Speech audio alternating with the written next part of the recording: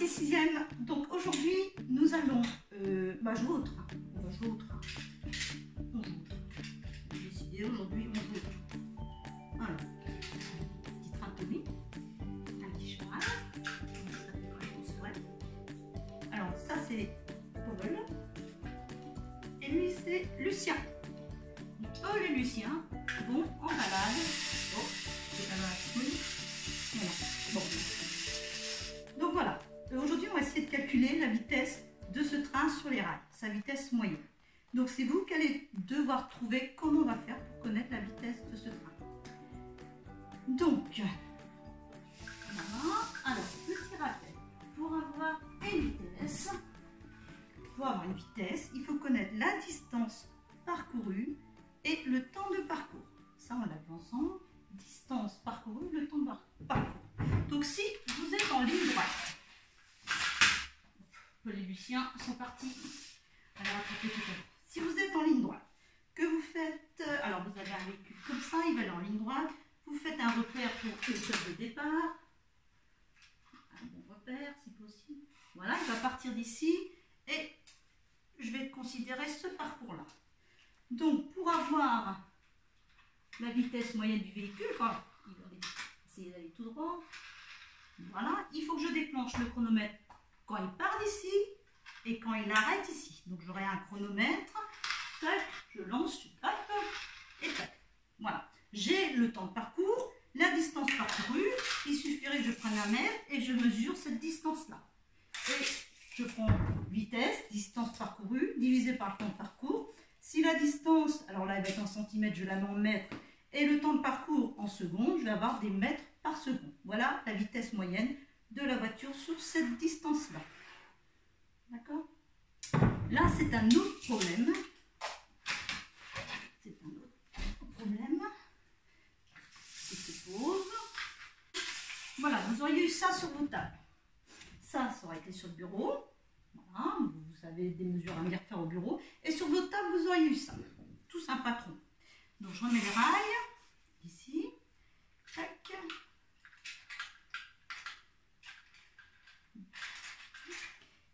Paul et Lucien. C'est parti. Allez, vas-y, Lulu. Ouais, j'y vais. Go. Alors, voilà. Donc, le train roule à une certaine vitesse. Et moi, j'aimerais que vous me disiez, enfin, non, vous n'allez pas pouvoir me dire, on n'est pas en classe, mais vous essayez de vous demander comment vous pourriez, là, en classe, avec ce patron-là, calculer la vitesse moyenne de ce train. Donc, réfléchissez, qu'est-ce qu'il vous faut comme matériel, comment vous auriez procédé. Vous mettez en pause, vous réfléchissez et vous revenez. Voilà. Donc, normalement, vous avez appuyé sur pause, là, ceux qui ne l'ont pas encore fait. Vous réfléchissez. Donc, ça y est, vous avez réfléchi. J'espère que vous jouez le jeu, c'est important. Donc, je pense que certains ont pensé au chronomètre.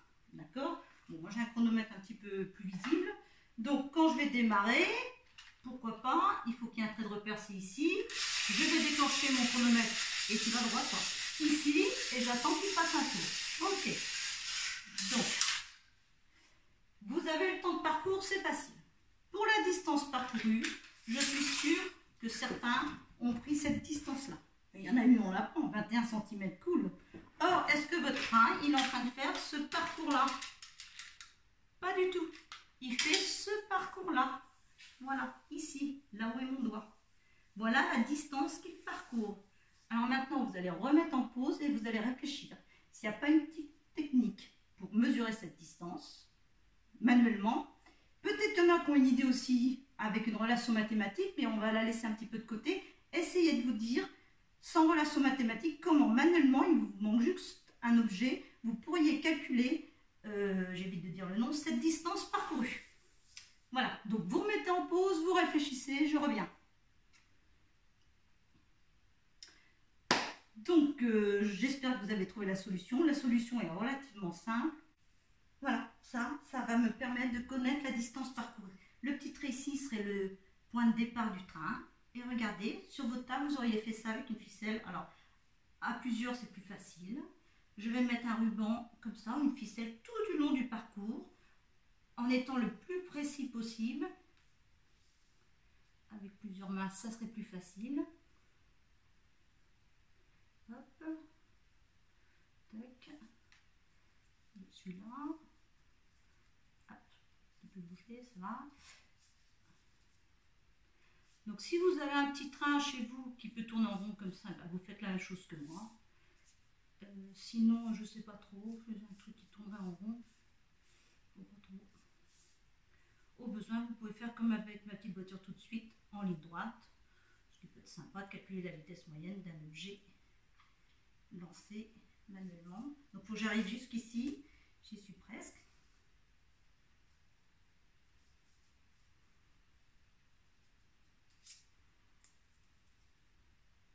Voilà. Voilà. Tac. Je ne perds pas le bout. Alors là, ça va être assez simple.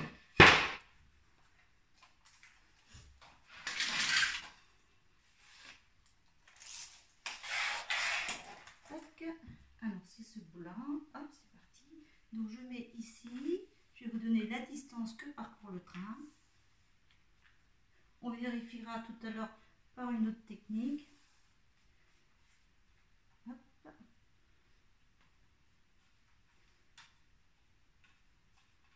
Donc là, j'ai déjà 1 mètre là où j'ai mon doigt. Bon, c'est pas ultra précis. Hein. Tel que je fais ça, j'essaie de faire vite. 33 cm. Donc 1 mètre 33, 133 cm. 100 cm, ça fait 1 mètre. 133 cm, ça fait 1,33 mètres.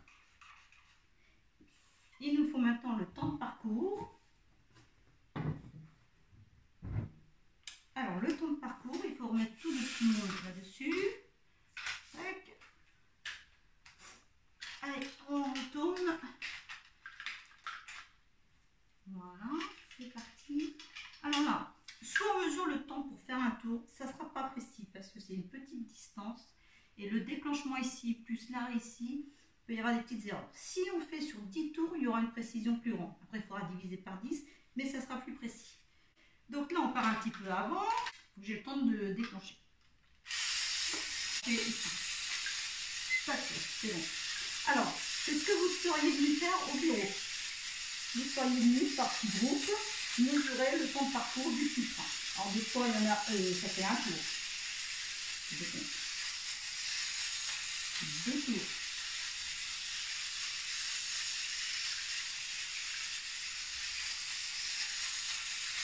3 tours.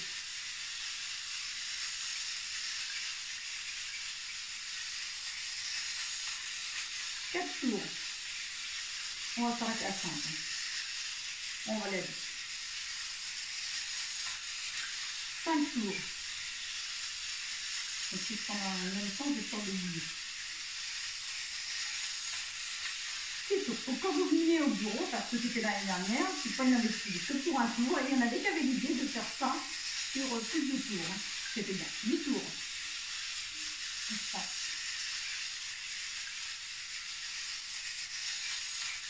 9 tours.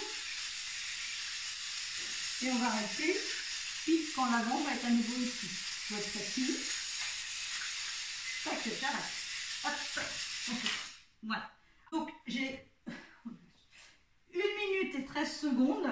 Donc on va tout mettre en secondes. 1 minute c'est 60 secondes. Plus 13, ça fait 73. Donc j'ai 73 secondes.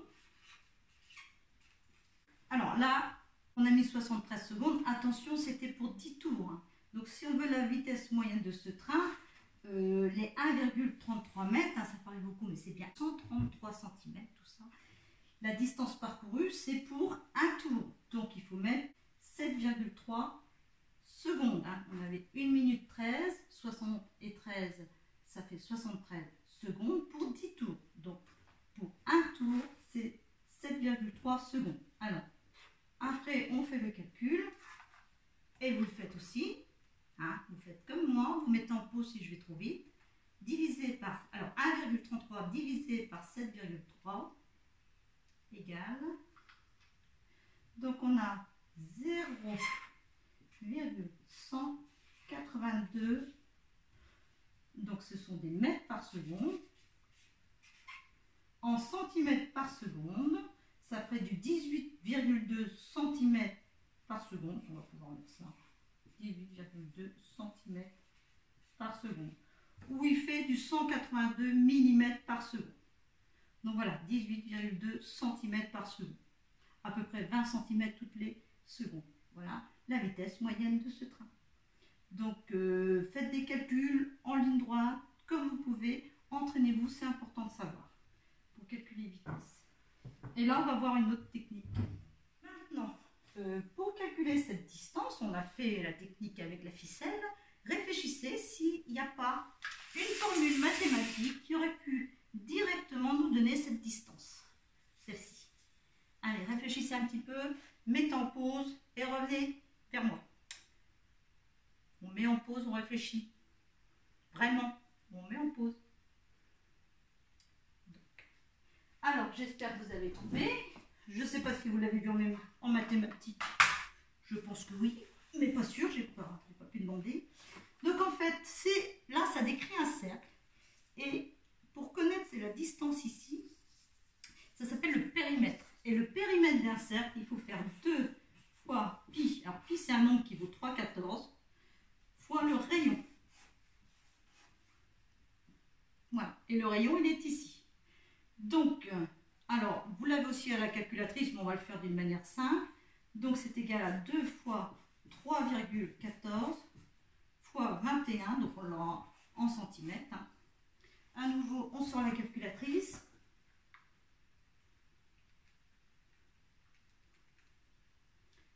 Fois 21. C'est dur de faire un cours sans public quand même. 131,88. Je mets tout bas. Donc on est en centimètres et tout à l'heure, on avait combien? Tout à l'heure, on avait 133. Donc là, c'est beaucoup. 131, ça fait environ 132. Donc vous voyez, quand j'ai fait ma ficelle, j'ai dû me tromper d'un petit centimètre.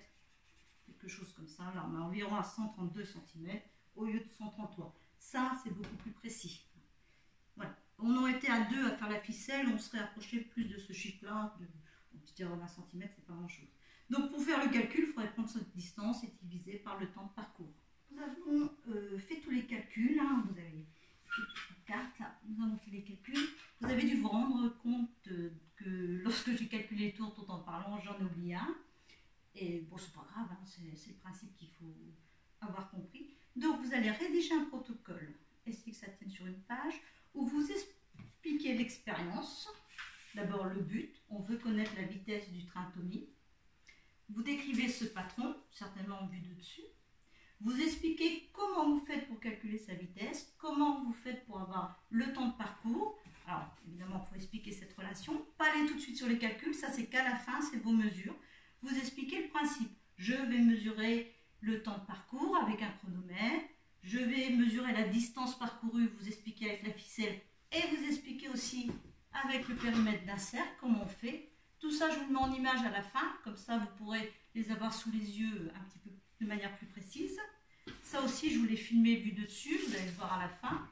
Donc, vous faites tout ce descriptif de l'expérience sans rien oublier. Rappelez-vous, quelqu'un qui regarde votre protocole, qui ne connaît pas du tout l'expérience, doit tout comprendre. Donc, il faut essayer d'être clair par le schéma et par des petits textes et des légendes au niveau du schéma.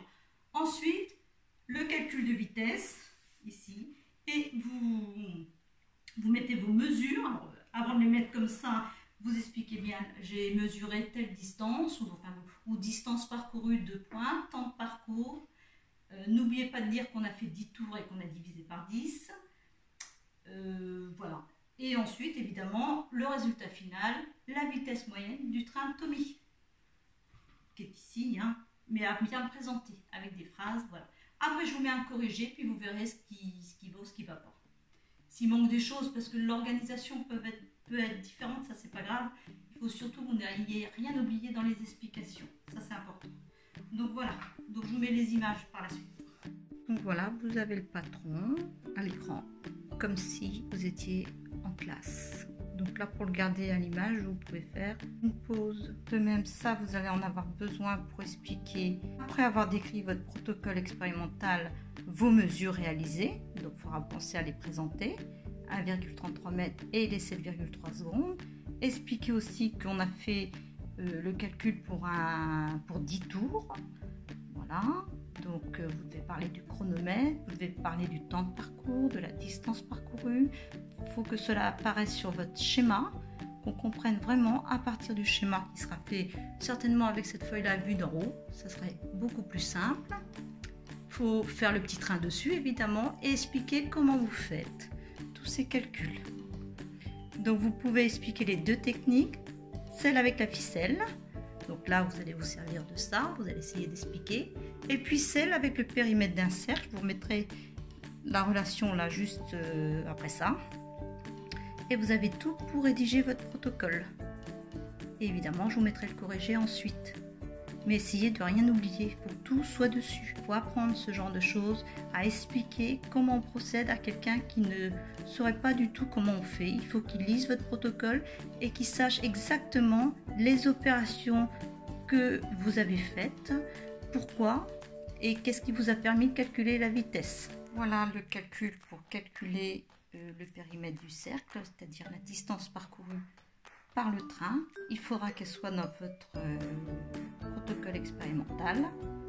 Donc à nouveau, vous mettez en pause pour le garder, le temps de l'écrire sur votre protocole. Donc maintenant que vous avez rédigé votre protocole, vous pouvez aller vérifier, voir s'il manque des choses en allant cliquer sur la vidéo ici. Voilà, et vous pouvez aussi aller voir sur la chaîne Labo Sciences d'autres activités.